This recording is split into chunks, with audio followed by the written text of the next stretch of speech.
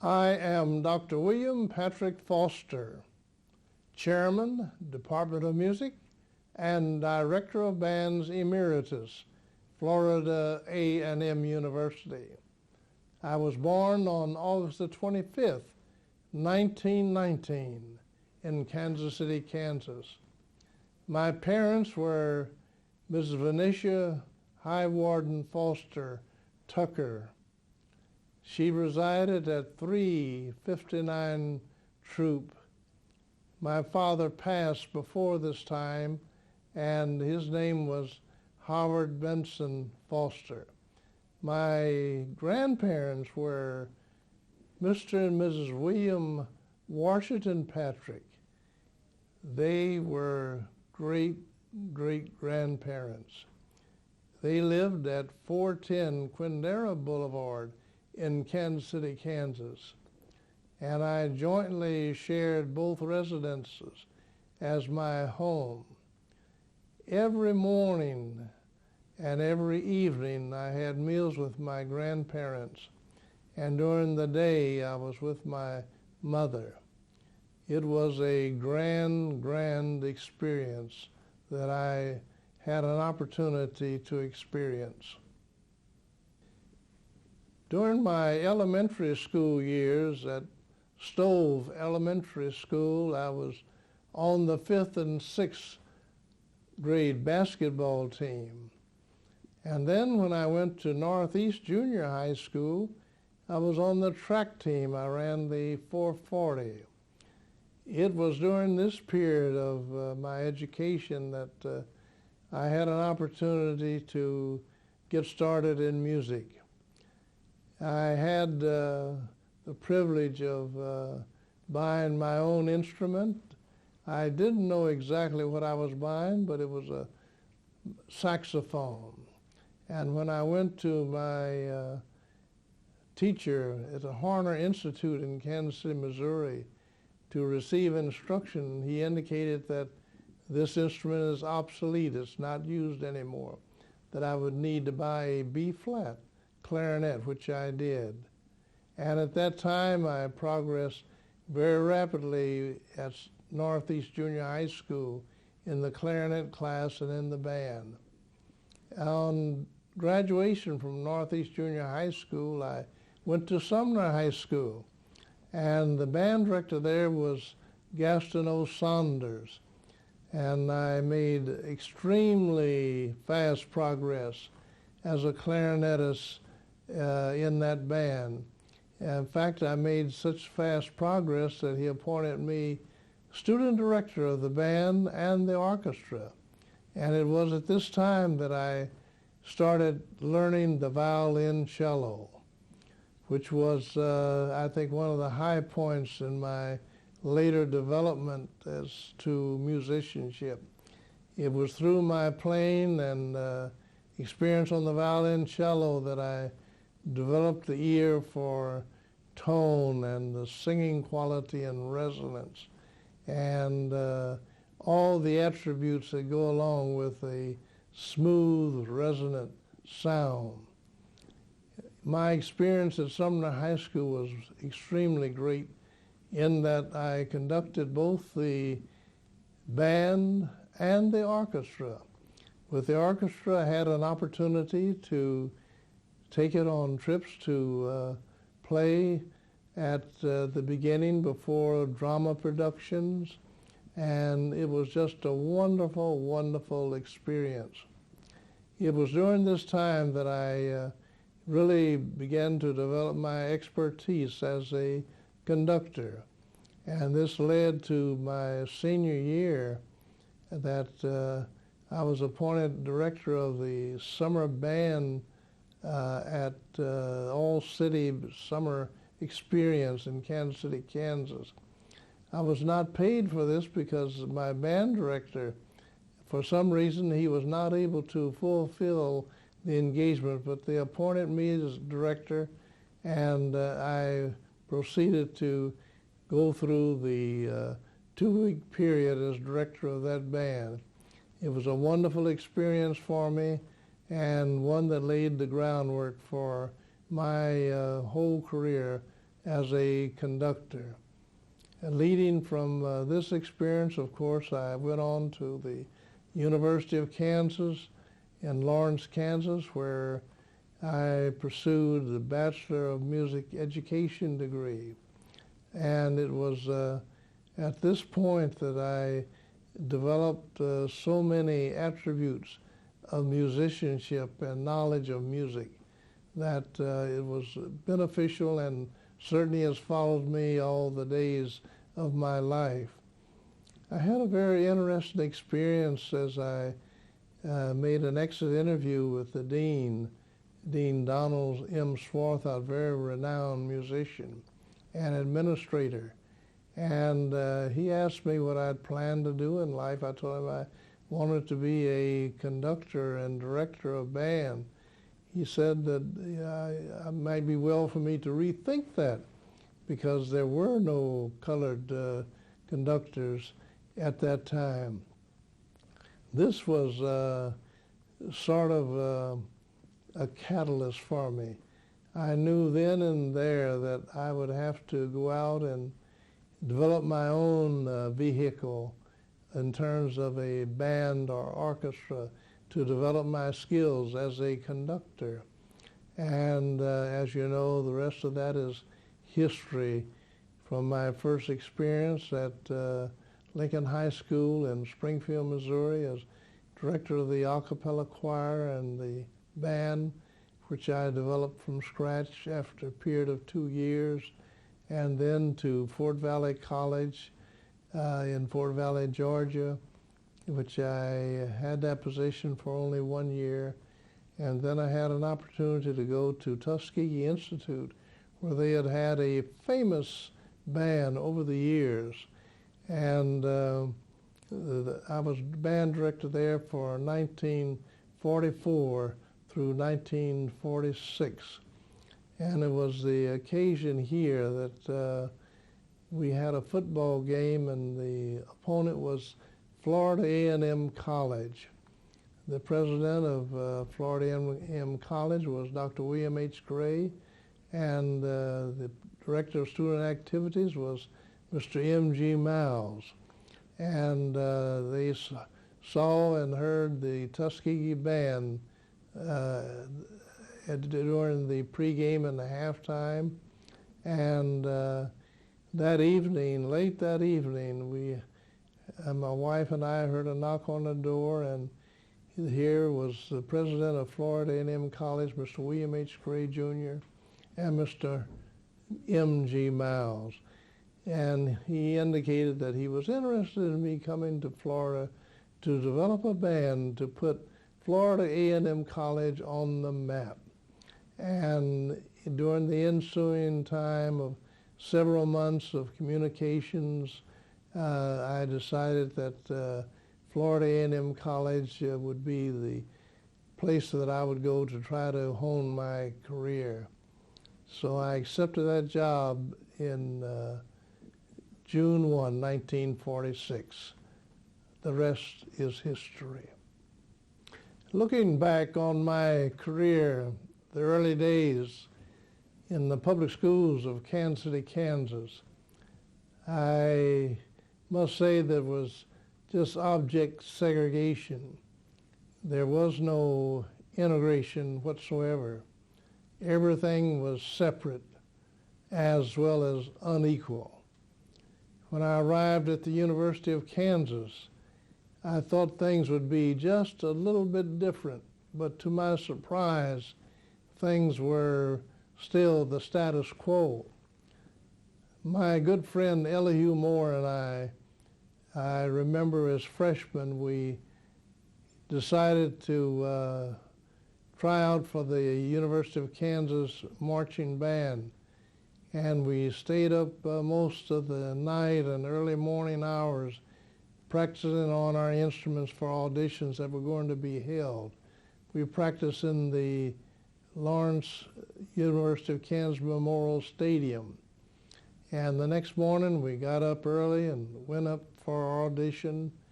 We had our audition, and as we listened to the other instrumentalists and they listened to us, there was no doubt that we would make the band. There's no question about it. However, the director, Mr. Russell L. Wiley, after my audition, he indicated that he regretted very much that we would not be able to be a member of the band because all the schools that they played at that time were segregated, and they did not accommodate blacks in their facilities. So therefore, this was a big disappointment. And the same thing is true of the other organizations at the University of Kansas and the general social life. At the Student Union building, we had one large table that was reserved for blacks to be served, and that was it. So far as the social activities, we had to do everything on our own between the organizations, the sororities, and individuals. We did not rely on the university to provide anything in the way of social activities. When large bands would come to the Lawrence Memorial Union for engagements, we were not permitted to be a part of that, nor could we go. So it was a dismal situation in terms of the social aspects of the experience. During my junior year, I had just a wonderful experience with my wife, Mary Ann Duncan Foster now, and it was at this time that I decided to, after courtship, to be married, and I married her during my into my junior year, and this was one of the great and most important decisions that I made in my life. And to that union, a son was born, William Patrick Foster Jr. He was born in December 1940, and in Kansas City. My second son, Anthony Frederick Foster, was born in April the 28th in Fort Valley, Georgia. And so that completes our family tree along with my wife. We have had just a wonderful courtship and a wonderful marriage. My arrival in Tallahassee, Florida, on the campus of Florida A&M College, was June 1, 1946. This was quite a unusual experience. The facilities, housing, it was very, very limited. In fact, my first residence was in the dormitory until we were able to get a house, Mr. George W. Conley. And then after that, we were able to have apartment in the Army barracks. It was great limitations on everything at that time. The brick structures at Florida A&M College at that time were very, very limited. I believe Lee Hall and one or two other structures, all the rest of the buildings were wooden.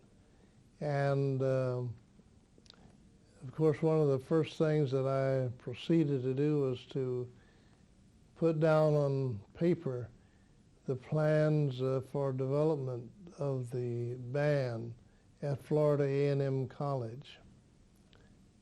The instruments that I found here, there were about 16 pieces of instruments, and very, very limited supplies and accessories were available. It was, I would say, zero. However, I received excellent cooperation from the president at that time, Dr. William H.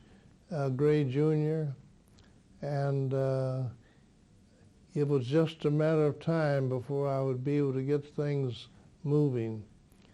My office at the time was located in a very small room in the back of the stage of Lee Hall Auditorium. And of course, later on, we had facilities in Army barracks, but again, very, very crude and very, very limited. From these humble beginnings, we began to plan and work for what would one day be the Florida A&M College Band. I had to sit down and try to recruit from the names of individuals who had been in the band, because at this time the Army had taken all the male players. There were very few of those available, and they were just coming back from the end of the war. Our rehearsals were held on the stage of Lee Hall Auditorium, and our practice field was very, very crude at that time. We did not have a regulation field to practice our marching. It was a gradual development that we were able to plan facilities and to have a marching band rehearsal field. It was very, very limited on regards to the first band that I had, which it was about 45 pieces, and they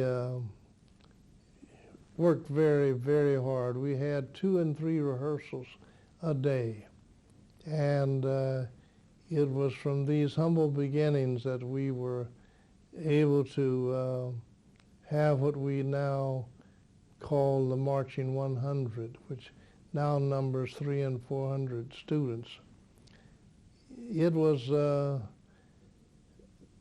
a big task ahead in terms of getting staff, because at that time most schools in the country did not have bands. High schools did not have bands, and let alone colleges. So my job of making contacts was extremely important, that I make communication contacts and by phone to try to get individuals to come to Florida A&M College. However, we got off to a pretty good start. I remember our first uniforms that we had, they were the black suits of the students, and the band department of the college furnished black white cross belts and caps, and that was it. So later on, we had uniforms that were purchased or given to us by the University of Florida. I think we wore those uniforms maybe a couple of years before we were able to buy uniforms for the band. Those were very, very dismal days so far as the band is concerned, but we were making great progress. And it was in 1946 and 47 that I drew up a plan that we wanted to have 100 pieces in the band. This was just an outlandish dream. And it so happens by 1949 and 1950, that dream was realized, and I call that the Marching 100. It was also during these early days that we had opportunities for the band to present and make appearances off campus. And wherever we went, the band was really a sensation. The band made very fine progress, and I must say that correlated with that was the concert band. And I remember our first concerts, the winter concert in 1947. It was then that we realized that we had a potential of really developing a good concert organization. This concert organization would make great contributions to the musicianship and the musicality for the marching band. So together they moved in lockstep together. It was shortly after this time that we had an opportunity to have Army barracks built and installed behind Lee Hall. It was very crude. We didn't have heat or air conditioning, and it was over the years. I recall here now that 1947, which was a milestone. We had Army barracks put in behind Lee Hall, and they served to accommodate classrooms, the band itself, offices for the band staff, the music faculty, and also instrument storage and uniform storage, and just about whatever else we needed in terms of instrument repair. It was during this time that I felt the need that we needed to have some type of guide for our students, because they were more or less like misguided missiles. We decided to have a band motto, and this motto was written about 1947, and all the emphasis upon the student. I do remember the first item that was probably put down had to do with character and one's language and dress, overall deportment and conduct, and etc.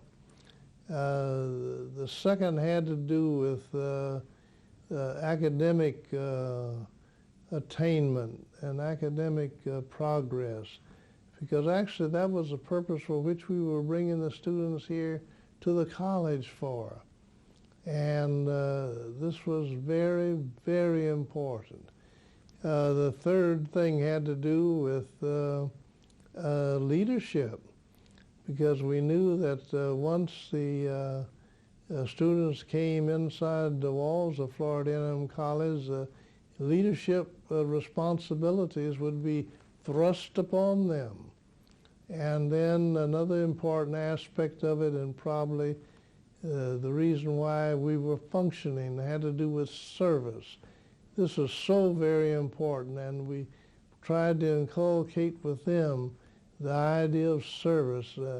And this was very important, because this is where the students would get their commitment to the band, to work hard and to work toward great progress. And then the fifth item on the totem pole had to do with musicianship. And musicianship was a vehicle upon which we would build the band. From humble beginnings, we knew we wanted to have fine musicianship when it comes to technique and articulation and sound and beauty of tone and phrasing and dynamic contrast, all of those things. And then the last item on the totem pole had to do with marching precision.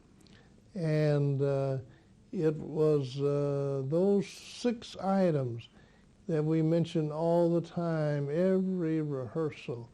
These were key points that were mentioned to help improve the individual life of the student and the individual behavior of the student, to give him a guiding point and a guiding line to go by.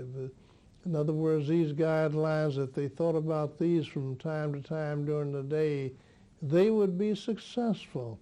And until this day, we are still using those particular guidelines as our band motto. Where did the FAMU band sound originate from? Now, that is a key question. It is one that has intrigued individuals throughout time. It is one that is so very, very important. And I realized from the very beginning that this was going to be key. But let me relate to you the things that went into the FAMU band sound. Of course, the first item would have been technique. In other words, being able to play the notes. Closely allied with that was articulation as to how the notes were to be played and the relationship of one note to the other. The third, which is probably just as important or more important, has to do with the quality of sound, the beauty of sound. This is where the overtone series comes in, where you have one note sounding and other notes appearing above that note. And what that does, it attributes to a beautiful, beautiful resonant sound that's ringing. Another very important aspect of that has to do with the blend and the balance of the various notes and how they fit in with the triad and the chord structure. Along with that has to do with phrasing and notes that belong together. These are so very, very important. In other words, these are the basic attributes of performance. Another thing that entered into this has to do with the arrangements. And they correlate all together. I remember listening to a phonograph record by the University of Michigan Band, and they were arrangements by Jerry Billick. Dr. William D. Ravelli was director of bands at the University of Michigan at that time. I was so impressed with some of the arrangements. These were very simple tunes that had been arranged and performed to sound just great. They were intriguing to me. And it was this type of sound that I wanted the FAMU band to have. And so I decided, after talking with the staff, to call Jerry Billick to see if he would come down to the campus of Florida A&M College and give us a 2-day course in his arranging technique. And behold, the thing that happened was just unbelievable. When I called Jerry Billick, he had, in the meantime, had heard of the Florida A&M College Band, and he indicated that he would consider it an honor to come down and to give us the technique that he utilized in developing his arranging style, and that he would not charge us a professional fee. The only thing that he would ask would be for his expenses. And lo and behold, I got in contact with him, and we made arrangements for him to come down on a Friday and leave on Sunday. And we made a cassette tape of a recording of each session. And these were all day, beginning with Friday afternoon, then all day Saturday, and then part of Sunday. And this is the aegis of it. The most important part of any number that you would arrange would be the melody. It must stand out. Then the second most important part is a bass line. A bass line that not only forms the undergirding foundation of the chordal structure of the music, but also contributes to the possibly the melodic interest of the number. And then third would be the what we call the counter melody, a melody that contributes to the sound but does not get in the way of the melody. And then the third item has to do with what we call fillers. And these fillers would take care of the second and third harmonic parts and be able to make the sound of the chord very, very good. With those four factors along with the rhythm we would give to the percussion section. No one can perform rhythm like the percussion section. And so we did not want the percussion section to get in the way of the band, or the band sound to get in the way of percussion.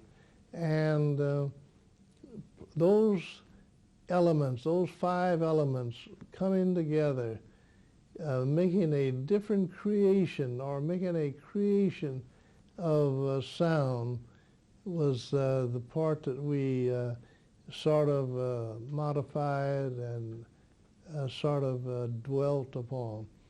We took these basic competencies and system that Jerry Billick had, and to our own, and we made our own creative arrangements based upon those particular salient facts. And so when you hear the band today, you will hear the basic components of our arranging synthesis and the creative aspect. Our current arranger, of course, is Mr. Lindsay Sargent. We've had a number of arrangers during the years, but Mr. Sargent has personified and is the epitome of what we consider to be writing for the FAMU band sound. When you hear the FAMU band now, this is a sound that emulates from the things that I've mentioned to you in this presentation. The expression, growing your own crop. What a fascinating feature. This started early in the late 1950s. I found that although I had with my staff and with my faculty some of the outstanding musicians in the country, and they came from all over the outstanding institutions such as Juilliard, Eastman, Ohio State, Oklahoma, University of Oklahoma, University of Michigan, Indiana University, University of Southern California. But there was something missing, and I had to analyze what that problem was. And lo and behold, I found that although we had individuals who were expert musicians, excellent in the performance of their chosen field of endeavor in applied music, but there was something missing in terms of getting this over to the members of the band and to the individuals who were majoring in music at the Florida A&M University. And I decided that that missing ingredient was something that was very personal. It was individual commitment, concern for the individual student, a sort of a commitment to the program. And beginning in the late 1950s, I began to look around with our own graduates and to send them off to graduate school to get their master's and to get their doctorate degree, because I needed individuals who were really committed to improving the individual student, who were concerned about the student themselves. And beginning in 1960, we had what I consider to be the movement known as growing your own crop.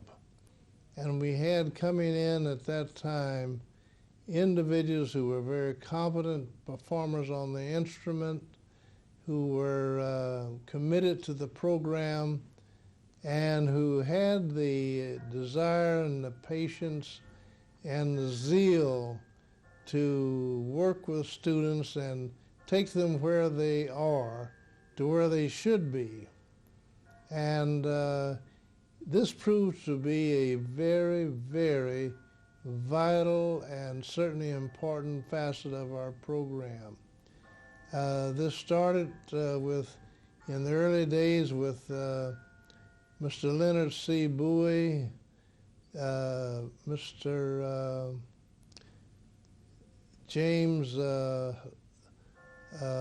Dr. James now, Shirley L. James, Dr. Julian E. White, Mr. Lindsay B. Sargent, Mr. Charles S. Bing, Dr. John H. Daniels, and the roll goes on to the other individuals who had a very important role in working with our students.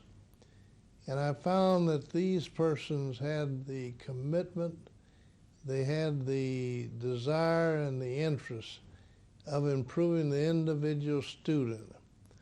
They had the wherewithal of committing themselves to working with the student in such a way that they would respond. So it is my desire and pleasure to continue growing my own crop. The cadence of the Florida A&M University percussion section is really the heartbeat of the band. And one of the causations of this interest in the drum cadences has a lot to do with the human anatomy.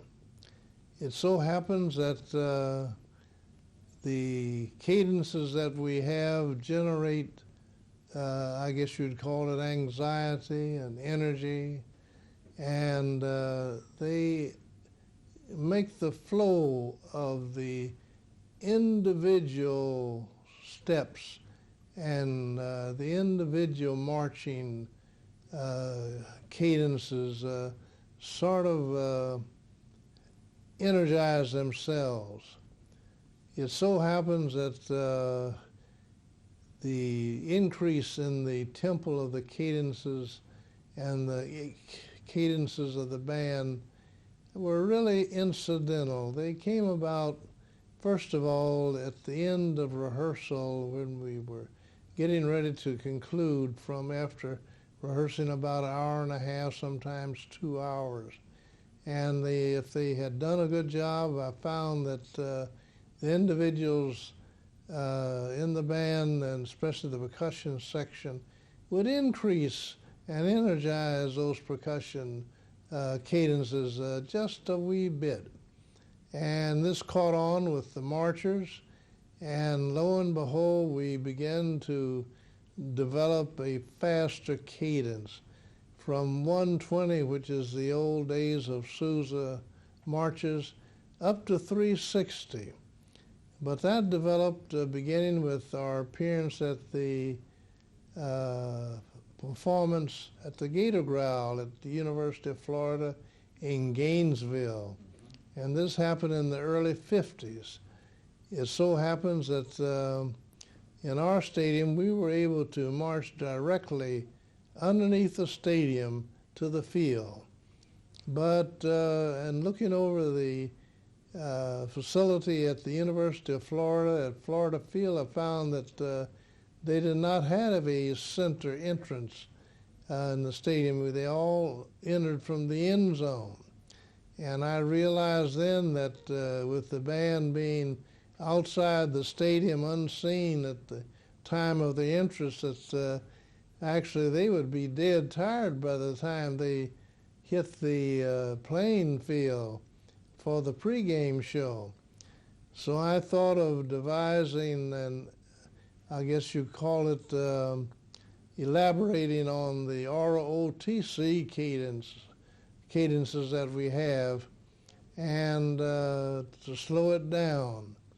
And I found that as we added on different things and tried to energize and to make for interest in terms of watching the band enter the stadium, that we brought that tempo down to 24, then down to 20 to 16, and it so happens that that very, very slow movement, and they labeled that the death cadence. And along with that, we had every individual in the band, that long line, to look like a drum major. They used 180 degrees in regards to their instrument swing, 90-degree knee lifts, and they had stopping points at the end of each of those particular movements. This was all in correlation with the marching step. And we would use that particular marching step into the time that we reached a portion of the gridiron or the marching field in the stadium. And at the end of that point, the band would be announced, and then we would break into a very fast cadence that started off about 180, and on good days, and especially at night, with the big crowds and the great exuberance, that tempo goes up to 360 steps a minute. That's 6 steps a second. However, they don't do that for long. That's only on the entrance, and they're partially on the field to a degree at that time. This is a psychological tempo that energizes not only the percussion section and the members of the band, but the entire audience.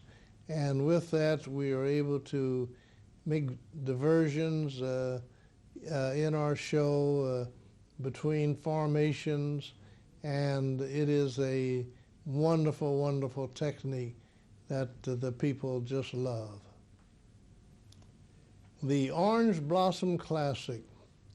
What a great event it is and was for the Florida A&M University Marching Band.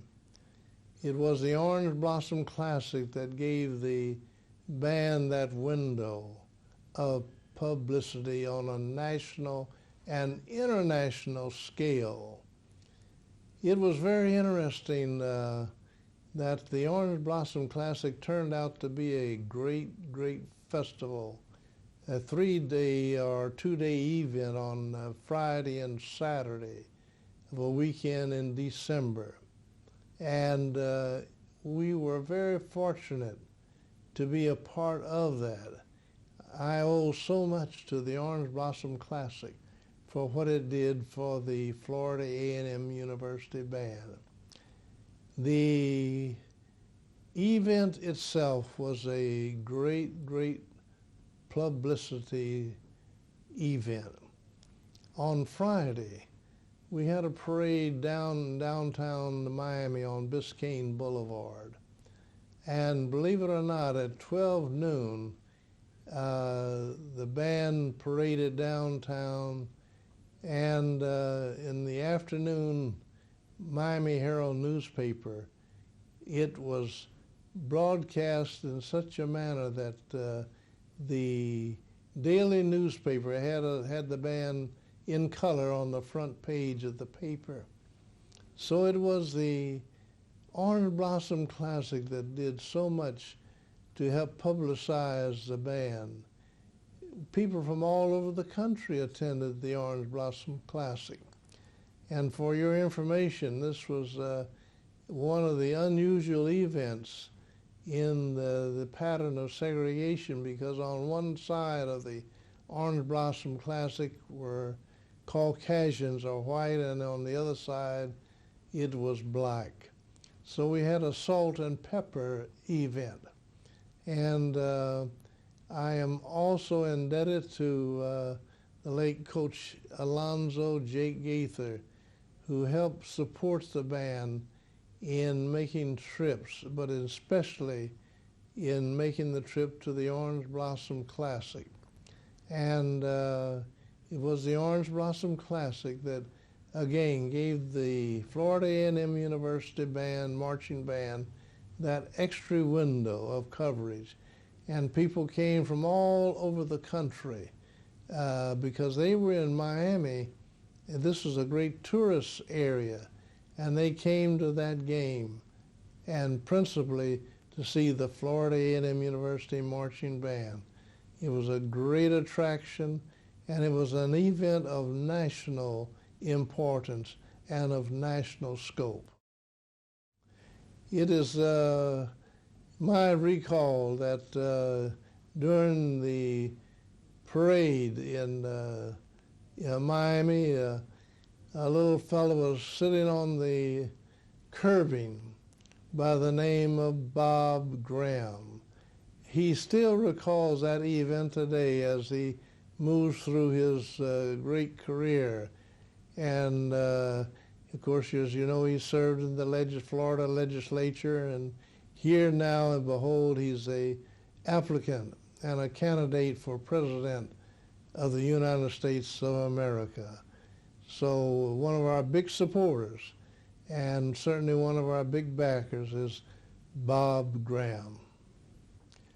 The first national television performance by the Florida A&M University Marching Band was at the Pro Playoff Bowl in the Orange Bowl Stadium in Miami, Florida. It turned out to be a sensation. I well recall even today the theme of that show. It was a sports show. And as a result of that performance, everyone in the PR departments of various television networks and professional football leagues, they wanted to get the Florida A&M University Marching Band on the television screen at their game. It was one in which we made great preparation for back in Tallahassee, Florida. And the band members were excited. This was an event that was unparalleled up to this time for the band. And it started an explosion of publicity in behalf of the band. And of course, it brought great publicity to Florida A&M University, to Tallahassee, the state of Florida, and really to the country. And it is just the beginning of what the band did in bringing and making millions and millions of dollars for pro football teams and networks because of its performances on national television. It was in demand for performances all over the country.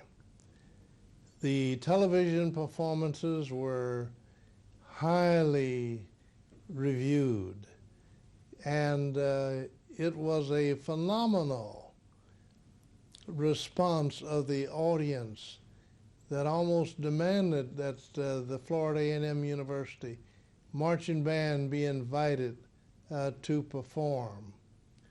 This led to so many things, including such awards as the Sudler Award for marching bands. We were the fourth winner of the Sudler Award. The first winner was the University of Michigan. The second was the University of Illinois. The third, Ohio State University. And fourth was Florida A&M University. And in addition, it led to such other great, I would say, unusual events as the French Bastille Day Parade. The University Marching Band was invited to perform, all expenses paid. This was in 1989, July 8th through the 14th. And the French government paid over $500,000 to bring the band to Paris, France, to march down the famous boulevard, Champs-Élysées. And it was a great, great attraction. Even today, they still remember the performance of the Florida A&M University Marching Band. Its performances throughout this period, there have been over 40 national television performances. It has been a phenomenal group of performances for the band. And as a result, it has probably been one of the most televised bands in the country. And it has been seen by over 5 billion people. The Florida A&M University Marching Band, without a question or doubt, has become the leader among black college bands. It is the role model. It is the model that black college bands are trying to imitate. The FAMU Marching Band is one that is often imitated but never duplicated. And it has generated other bands to develop themselves in regards to size, in terms of instruments, in terms of colorful uniforms. And it is, without a question or doubt, possibly the prime public relations promoter for the black college and the black university. Down through the years, it has been an area in which bands and black people have been able to rally to support. And all over the country today, the Energizer at so many of the black football games has become the marching band of each of these schools. I'm very proud and delighted that they have emulated the Florida A&M University Marching Band, because it is without question the leader of the role models for all black college bands. To the younger generation, I would like to say to you that we certainly appreciate your interest in the Florida A&M University Marching Band and its products. In the very near future, we hope to have publications that will be available for your use. And I wish for you the best of everything as you progress through working with your instrument, and that one day you will come to the Florida A&M University Music Band Camp, or come to Florida A&M University to major in instrumental music. I would certainly love to have you to come here, and I want to give my appreciation for your support, and good luck to you in all of your efforts. 2 creative projects that I have completed are: 1, band pageantry, and the second, the man behind the baton. Band pageantry represents an instructional manual for band directors, for band students, on everything connected with the marching band presentations on the gridiron. You will find that this book is very easy to read, very comprehensive, and it would be of value to you to obtain. The Man Behind the Baton is the autobiography of my life and times. By purchasing a copy of these two books, it will certainly help the financial projects that we have in raising funds for the William P. Foster Foundation Fine Arts Center that we hope to build here in Tallahassee, Florida.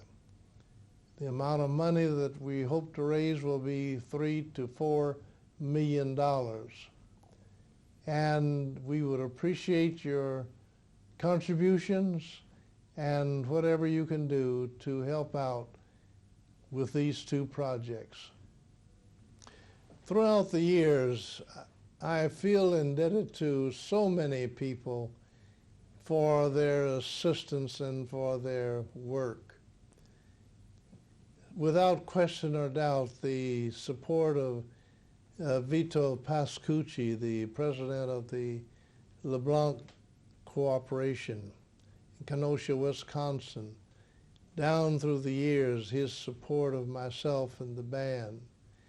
Also to the Bush Corporation through Dr. Sybil Mobley in making it possible for the band to have scholarships that would be able to enable many students to attend the university.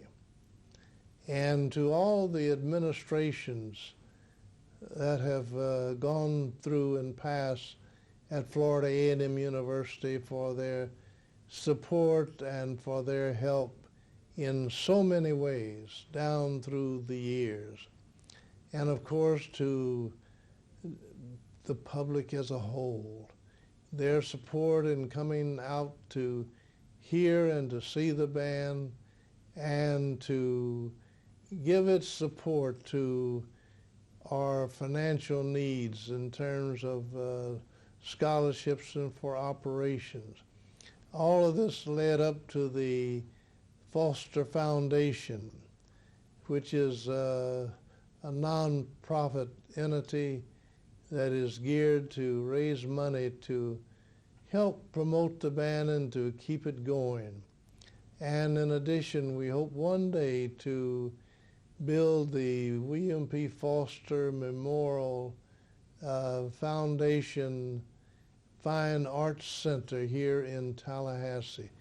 This will be approximately $3 or $4 million structure that we hope will enable me to put all my memoirs and all the items that I have wanted to keep on display and for people to be able to see, and for the hundreds and hundreds of awards and honors, citations, proclamations, and you name it, trophies that has been my good fortune to have all throughout the years. And I've had the privilege of trying to have a legacy that will be able to go on. I have certainly worked hard to groom Dr. Julian E. White, who is the Associate Director of Bands, that he will be able to move ahead and preserve the legacy. And I have tried in every way possible to pass on the techniques and all the wherewithal and knowledge that he would be able to carry on during after I retire. And of course I retired in 1998, and it was fortunate for the university that he was able to be appointed a director of bands and also chairman of the Department of Music. And I'm very grateful to all the members of the band staff and the music faculty for their support and their contributions down through the years. And this is a long, long period of time. It amounts to approximately 52 years. So again, I would like to give my appreciation to Mr. Harold E. Byrd, who conceived the idea of trying to recapture on video the performances of the band and the history of the band. And to date, we have a large number of videos that will preserve the legacy of the Florida A&M University Marching Band. So again, it's my privilege and pleasure to thank everyone for everything. I thank you.